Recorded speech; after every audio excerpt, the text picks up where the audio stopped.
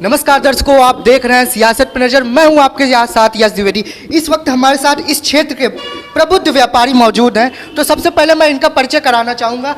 हमारे दाईं ओर सबसे पहले ये आदर्श व्यापार मंडल नगर इकाई बिनकी के अध्यक्ष मुनेन तिवारी जी हैं, मैं इनका स्वागत करता हूँ। उसके बगल में जिला उद्योग व्यापार मंडल के नगर इकाई के बिनकी नगर इकाई के अध्यक्ष अरविंद गुप्ता जी हैं, इनका भी मैं अपने चैनल पर स्वागत करता हूँ। और उनके बगल में उद्योग व्यापार मंडल कांचन ग्रुप के अध्यक्ष मोना उमर जी हैं, मैं उनका भी स्वागत करता हूं। तो सबसे पहला सवाल मेरा मुनेन तिवारी जी से ये है कि बिनकी में अब की बार क्या चल रहा है चुनाव माहौल? बिनकी में मैं सबसे पहले गणतंत्र दिवस की एडवांस में पूरे देशवासियों को और सभी सम्मानित व्यापारियों को बधाई देता हूं। बिनकी में जो चुनावी हलचल है, व्यापारी सब करते हैं, बल्कि व्यापारियों की हित की बात कोई नहीं करता है। जो हमारे व्यापारी चुनाव लड़ेंगे, आदर्श व्यापार मंडल उनका पूरा समर्थन करेगा। यही मैं अपने साथियों से आग्रह भी करूंगा। क्यों अरविंद जी, आपको क्या लग रहा है, व्यापारियों को अब की बार क्या मूड बन रहा है?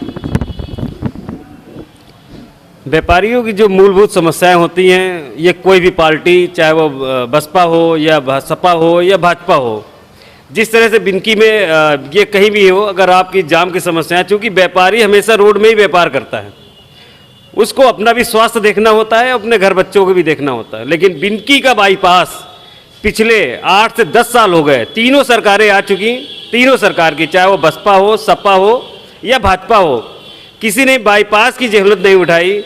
बाईपास के चक्कर में जाम लगता है, व्यापार एकदम शून्य की स्थिति की ओर चला गया है। चूँकि जाम लगा रहता है तो व्यापार नहीं होगा। अगर धूल उड़ेगी तो व्यापारी ही चूँकि रोड में बैठता है, उसकी भी अपने जान माल हाल, उसका स्वास्थ्य गड़बड़ हो रहा है। तो मेरी सबसे पहले इसी है कि मूड और व्यापारियों की, जो व्यापारी की बात करेगा, व्यापार मंडल उसी के साथ में है।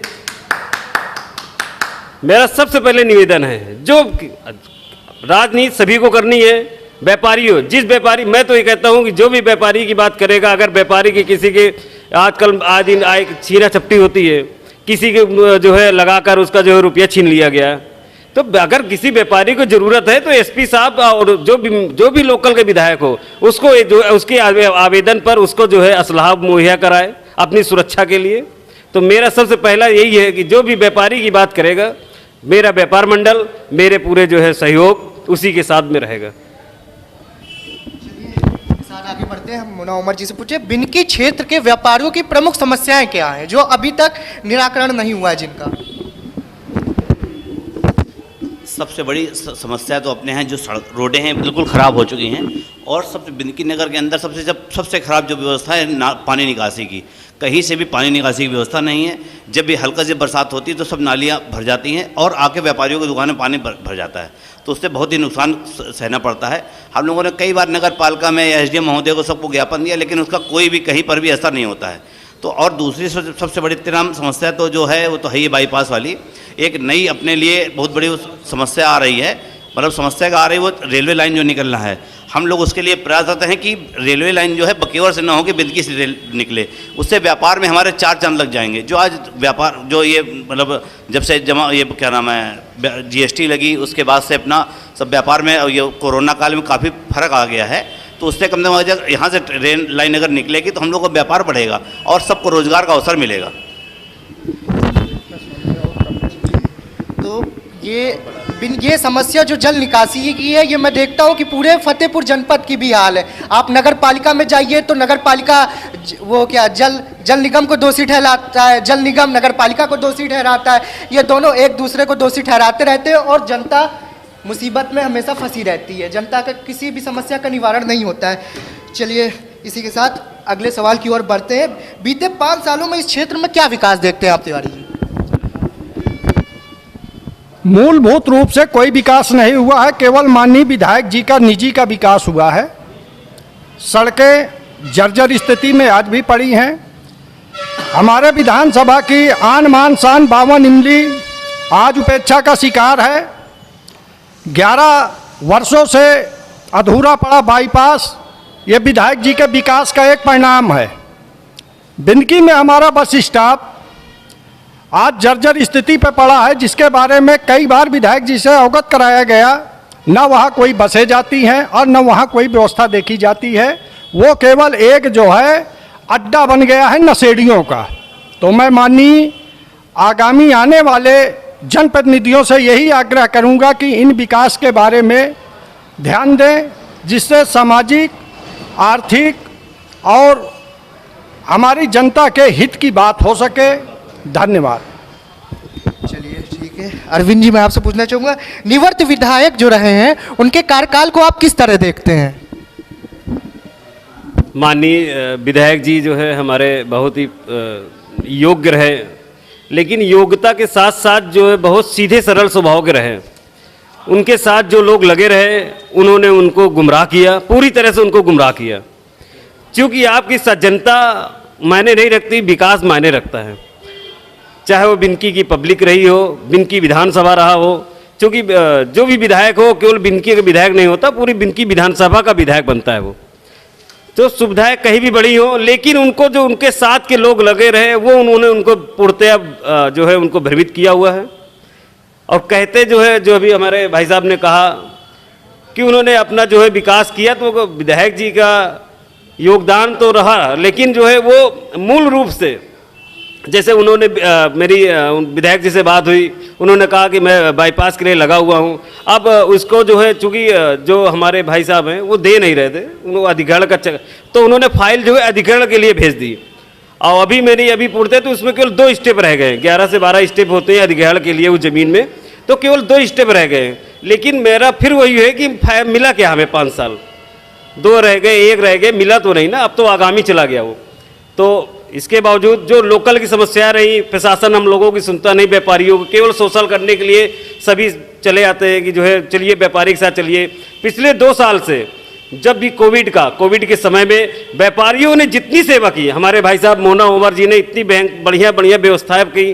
किसी को जो है जो राहगीर मतलब आप ये समझिए कि बम्बई से चले आ रहे थे, कहीं चले, उनको रास्ते में भोजन उपलब्ध कराना। व्यापारी तो सबकी बात करता है, सबका सहयोग करता है, लेकिन व्यापारियों की जब बात सहयोग करने की आती है तो सब लोग पीछे हट जाते हैं, केवल राजनीति करने लगते हैं। तो ये राजनीति ना होकर अगर सभी व्यापारियों के सहयोग करें, ऑनलाइन सबसे बड़ा व्यापारियों का इस समय जो सबसे बड़ा जो विरोधी है, सबसे बड़ा विरोधी है वो ऑनलाइन है। अगर ये ऑनलाइन आप जो है कोई चीज़ अगर व्यापारी से खरीदोगे तो उसके साथ लगे हुए कर्मचारी हैं, घर हैं, उनसे सब लोग का व्यवसाय बढ़ेगा। मेरा सभी से निवेदन है कि ऑनलाइन सरकार जिसकी भी बने, चाहे जिसकी सरकार बने, कम से कम ये लोकल का जो रेट है ऑनलाइन का, ये रेट इससे थोड़ा महंगा होना चाहिए, ताकि लोग ऑनलाइन की जगह लोकल के बाजार का भ्रमण करें और लोकल का जो व्यवसाय है वो जो है उन्नत करें। मोना उमर जी, बिनकी एक औद्योगिक क्षेत्र है, तो अब की बार बिनकी के व्यापारी किसकी ओर जा रहे हैं? क्या लगता है किसकी सरकार अब की बार?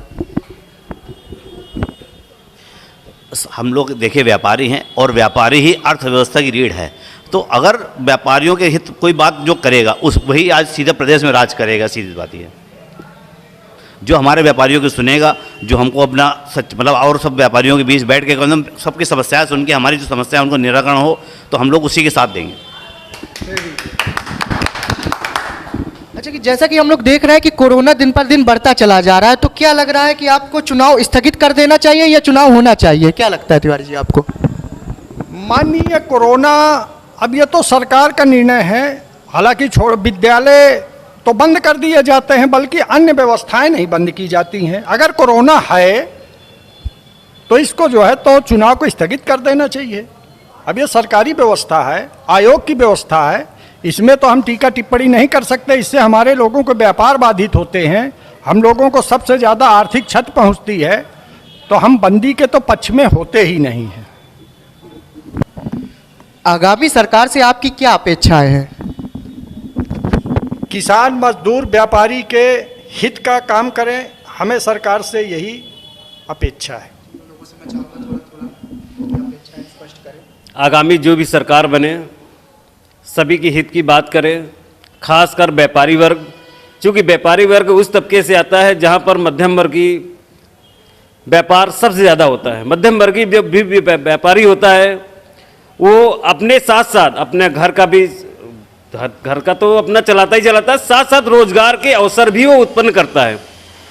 क्योंकि अगर व्यापारी के साथ जो भी आगामी सरकार होगी, अगर वो अपने व्यापारी भाइयों की सेवा करेगी, व्यापारी भाइयों की सुविधाएं की ख्याल रखेगी, क्योंकि छोटे छोटे व्यापारी, बड़े बड़े व्यापारी अलग अलग है। क्योंकि जो भी सरकार आती है बड़े व्यापारियों की तरफ तो उनका विशेष ध्यान होता है, क्योंकि वहाँ से उनका जो है मोटा मोटा जो है कहना ना चाहिए, सहयोग होता रहता है उनका।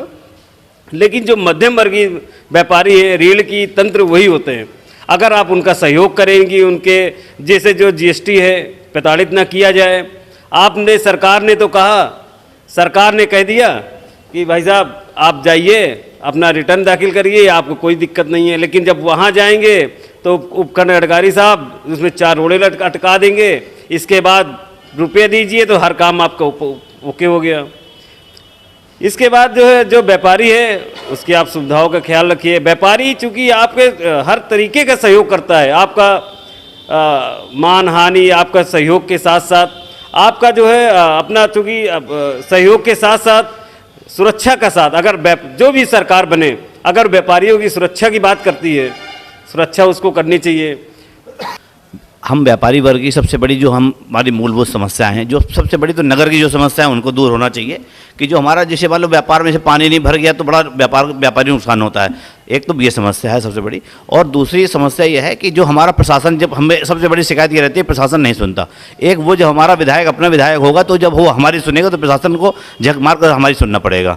तो एक हम लोग ये चाहते हैं, और बाकी हमारी सब ये है कि सब लोग चाहे जिसकी सरकार बने, चाहे जो भी आवे, बस व्यापारियों के जो हित की बात करेगा वही प्रदेश में राज करेगा। बहुत बहुत धन्यवाद आप सभी का हमारे साथ जुड़ने के लिए।